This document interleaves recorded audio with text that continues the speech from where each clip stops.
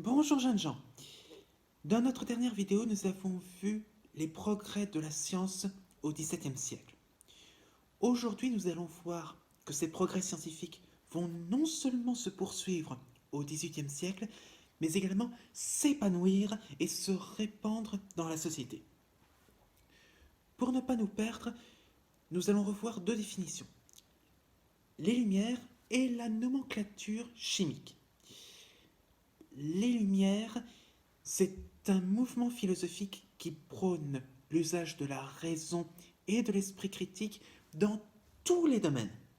Nous l'avons déjà vu avec la critique de l'absolutisme. Souvenez-vous. La nomenclature chimique, c'est l'identification et la classification des éléments qui composent la matière. Alors aujourd'hui, nous allons voir ces progrès en trois grands points. Nous allons voir, à proprement parler, les progrès faramineux de la science. Deuxièmement, nous verrons que ces idées vont être diffusées dans la société. Tous ces progrès vont être connus de l'ensemble de la société. Et troisièmement, la place de la femme. Les femmes ont très peu de place dans ces progrès scientifiques. Alors commençons par les progrès à proprement parler. Déjà, tout se base sur l'héritage du XVIIe siècle, notamment l'héritage d'Isaac Newton. Nous l'avons déjà vu avec Newton, la théorie de la gravitation universelle. En 1682, un certain Edmund Halley découvre avec une lunette astronomique l'apparition d'une comète. Et il prédit que cette même comète va revenir près de la Terre en 1758. Résultat, cette même comète, cette année-là, va être redécouverte dans le ciel et va être reconnue. Donc le fait que cette même comète soit reconnue moins d'un siècle après être passée si près de la Terre va prouver que cette gravitation universelle est viable. Donc, cette théorie de Newton va être reconnue comme une science naturelle et va être diffusée encore plus que ce qu'elle a été auparavant. Ce qui alimente davantage les progrès des connaissances scientifiques.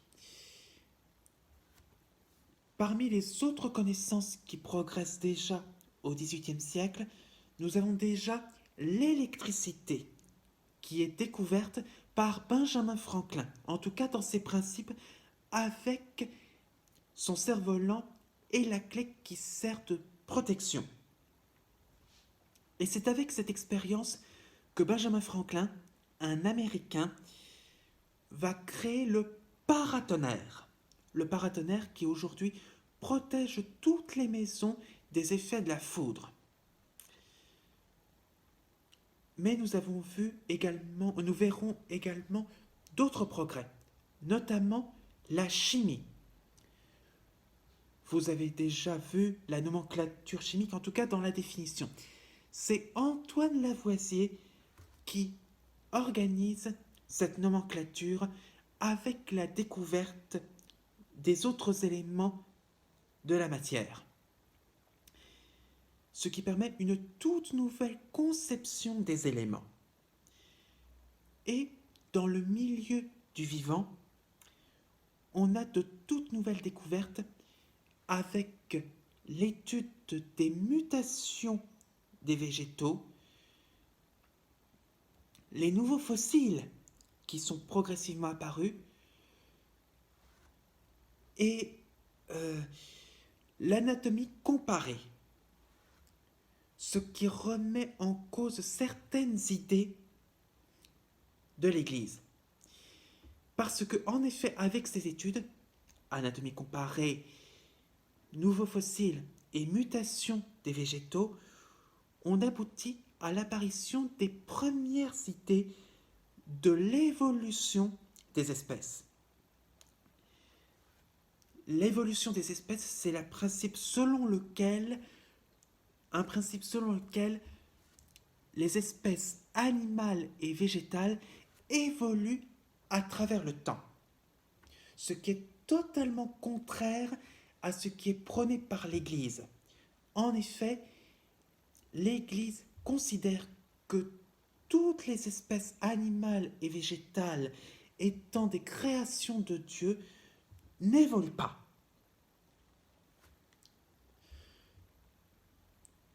Donc, avec ces progrès des connaissances scientifiques, on est appelé à réorganiser les savoirs, notamment la fin de l'universalisme du savoir. Au XVIe et au XVIIe siècle, en effet, tout le monde, tous les scientifiques vont chercher à tout savoir dans tous les domaines. Avec ce progrès scientifique, ce n'est plus possible.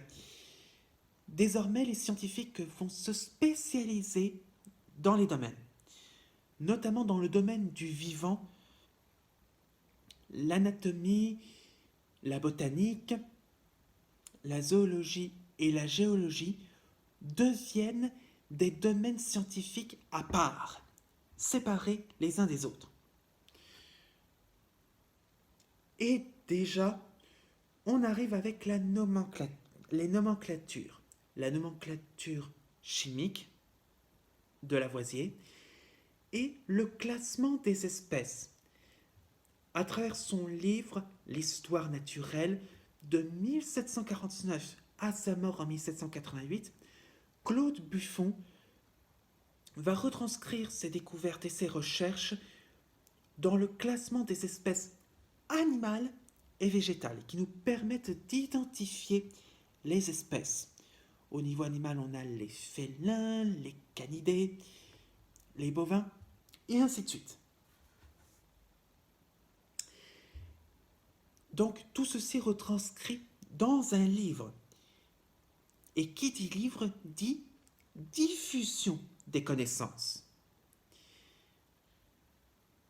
Cette diffusion des connaissances s'effectue dans un contexte largement favorable. Les Lumières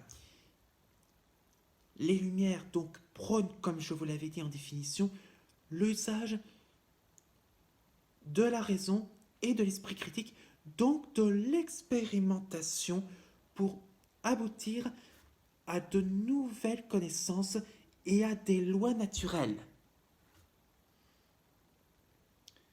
Et donc, avec cette diffusion, chaque individu se libère des idées reçues diffusées par les autorités politiques et religieuses et les traditions issues de ces idées. Ce qui encourage chacun dans sa quête du bonheur à travers les sciences et le savoir. Et tout ceci est encouragé avec la circulation des idées. En effet, certains scientifiques, comme certains savants, vont effectuer de longs voyages et des expéditions. C'est le cas par exemple d'une certaine Maria Sibylla Merian. Sans compter que d'autres voyages sont possibles, des voyages à travers les cours d'Europe. En effet, les grands princes, l'empereur, les rois et les autres grands seigneurs vont chercher à amener les scientifiques dans leurs cours pour favoriser leur prestige et leur réputation dans les cours. C'est la continuité même de la logique du prince défenseur des idées et des lettres. Le roi devient défenseur des savants. Sans compter que l'imprimerie continue de se développer. Je vous ai dit à un moment donné qu'au XVIIIe siècle, Près d'1 milliard de livres imprimés sont diffusés à travers toute l'Europe. Et c'est notamment les usages des traductions de certaines œuvres, notamment les œuvres de Newton, Principia et Optique, traduites en plusieurs langues et diffusées, sans compter la multiplication des journaux, notamment des périodiques scientifiques. Périodiques, ce sont des journaux diffusés tous les mois, comme les hebdomadaires qui sont diffusés toutes les semaines. Et qui dit diffusion à travers la société et à travers les cours, dit nouvel intérêt. En effet, tout ceci n'est possible que grâce au progrès du savoir à travers la société et notamment le progrès de l'instruction et de l'enseignement. Et donc, un niveau de connaissance qui s'élève petit à petit. Tout ceci est favorisé par la bourgeoisie et l'imprimerie. Et là, au milieu du XVIIIe siècle, apparaît un nouveau type d'ouvrage, encouragé par les Lumières, dont Denis Diderot. On l'appelle l'encyclopédie. L'encyclopédie, c'est un ouvrage qui recense toutes les connaissances, les emmagasine, de façon à mieux les diffuser dans la société.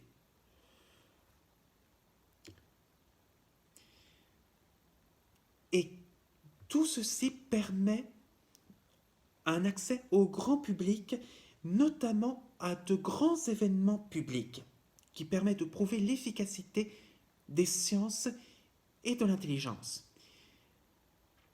Déjà, de grands événements, de grandes réunions ont lieu autour de l'électricité.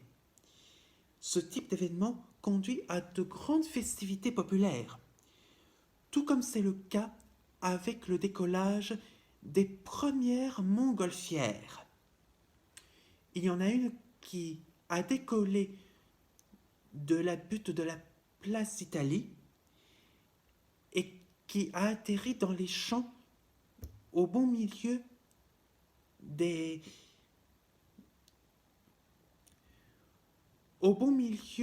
moulins à vent dans la région parisienne.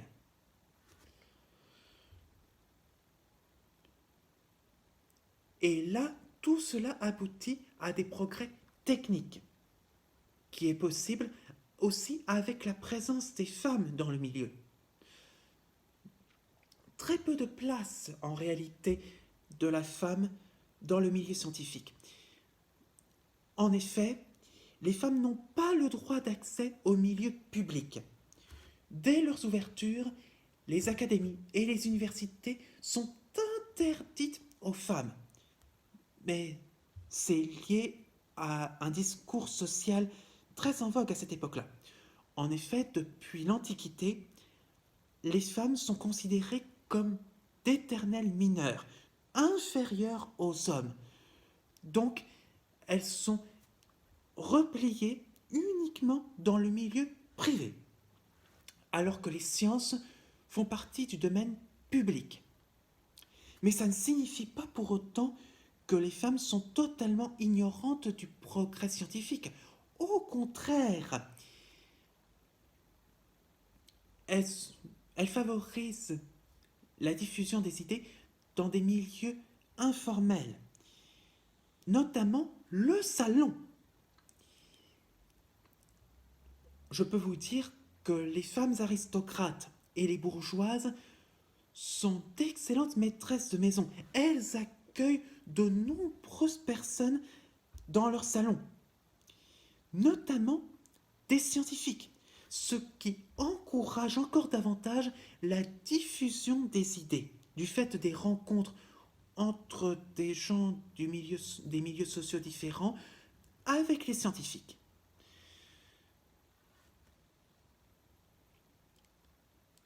ce qui donc encourage cette grande diffusion. Certaines aristocrates apprennent justement certaines sciences, notamment la chimie, la physique, la botanique. Mais il faut que ça reste dans le milieu. Certaines sciences sont accessibles aux femmes, notamment la connaissance des aliments et des végétaux et des effets de tout ceci sur la santé. Mais tout le reste est exclu pour les femmes. Donc, tous ces progrès, toute cette diffusion de la connaissance encourage notamment le progrès des techniques. C'est ce que nous allons voir dans notre prochaine vidéo. J'espère que celle-là vous aura plu et je vous donne rendez-vous bientôt pour la vidéo sur les progrès techniques. Bonne révision. À bientôt.